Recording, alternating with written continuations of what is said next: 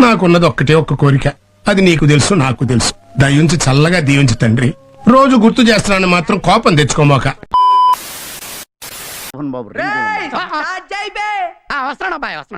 ఎవర్రా మీరంతా?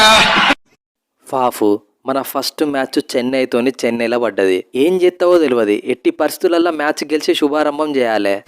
నువ్వెందుకు టెన్షన్ పడతానో కోహ్లీ బ్రో, 2 పాయింట్లు మన ఖాతాలో పడ్డట్టే. వాళ్ళ మెయిన్ బ్యాట్స్మెన్ డివాన్ కాన్వే ఇంజురీతోనే అవైలబుల్ గా లేడు. ఇప్పుడు వాళ్ళ డెత్ బౌలర్ మతీషా పాతిరానా కూడా ఇంజురీ అయింది. కానీ మన ప్లేయర్లు ఫుల్ ఫిట్ గా ఉన్నారు. మ్యాచ్ గెలిచేది మనమే. ఫాఫు మ్యాచ్ జరిగేది చెన్నైలవే. చెన్నై అంటే ఏంది? స్పిన్ అంటే మా దాని లెవెల్ ఎత్తారు.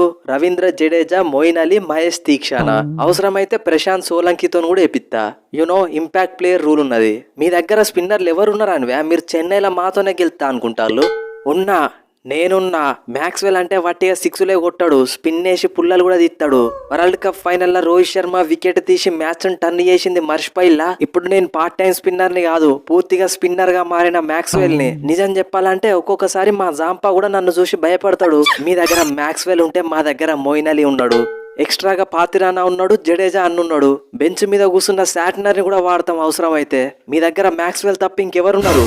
మా దగ్గర కూడా కరణ్ శర్మ ఉన్నాడు, మైపాల్ లామ్రోర్ ఉన్నాడు, అవసరమైతే విల్ జాక్స్టోన్ కూడా వేపిస్తాం. చాలా తక్కువ అంచనా ఎత్తాలు మమ్మల్ని. అయినా మా దగ్గర ఉన్నంత బ్యాటింగ్ మీ దగ్గర ఉన్నదా?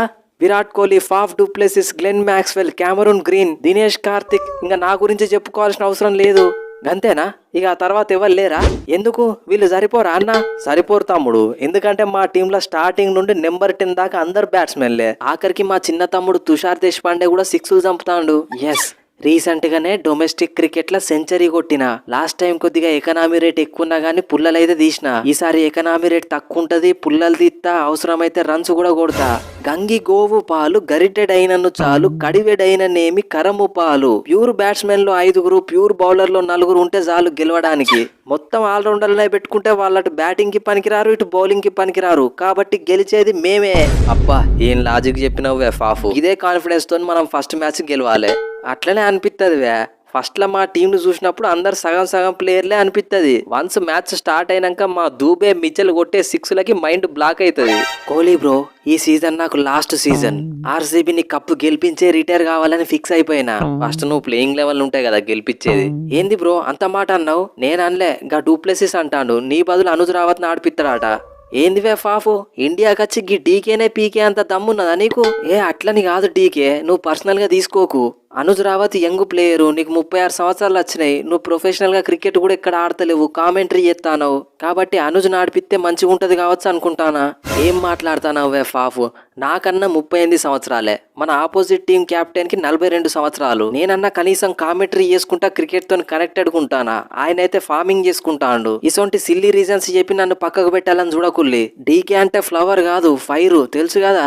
సారీ డీకే బ్రో, నిన్ను మిస్అండర్స్టాండ్ చేసుకున్నా. ఖచ్చితంగా నిన్ను ఇంపాక్ట్ ప్లేయర్ అని ఆడిస్తా. తమ్ముళ్ళు కాన్వే లేడు, పాతిరానా లేడు, ఆయన లేడు, ఈయన లేడు, మీరు టెన్షన్ పడాల్సిన అవసరమే లేదు. మన దగ్గర మస్తు మంది ప్లేయర్లు ఉన్నారు. మనం ప్లేయింగ్ లెవెల్ లో ఎవరిని తీసుకుంటే వాళ్ళే దగళ్ళు.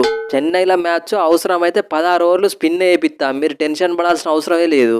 కోహ్లీ బ్రో, చెన్నైలో మ్యాచ్ అందరు చెన్నై గెలుతుంది అనుకుంటారు, కానీ ఈ మ్యాచ్ మనమే గెలవడానికి అన్ని ప్లాన్స్ రెడీ చేసి పెట్టిన. We're going to win this match.